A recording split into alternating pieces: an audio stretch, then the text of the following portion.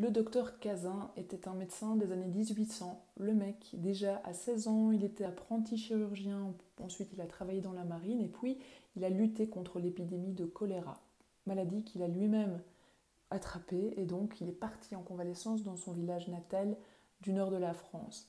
Là, il s'est rendu compte que les villageois étaient très pauvres et qu'ils n'avaient pas les moyens de se soigner comme dans les grandes villes. Et c'est à ce moment-là dans sa carrière qu'il a commencé à utiliser les plantes médicinales pour soigner ses patients et à écrire le traité des plantes médicinales indigènes qui a servi de base thérapeutique pour les médecins à l'époque. Si tu utilises ce bouquin pour te soigner, sois prudent parce que Cazin utilisait, et les médecins utilisaient beaucoup de plantes qui sont considérées aujourd'hui comme des poisons, mais aussi des substances un peu étranges, comme tu vois ici des morceaux de crâne humain, des ongles d'élan.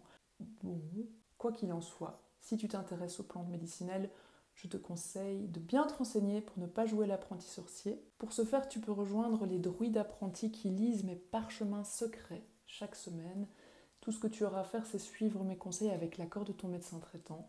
Moi, je m'appelle Wivine Soulier, je suis formatrice en herboristerie et donc j'écris des lettres sur les plantes médicinales que tu peux recevoir gratuitement par mail en me laissant ton petit mail dans le lien en cliquant sur ce lien qui se trouve dans les commentaires.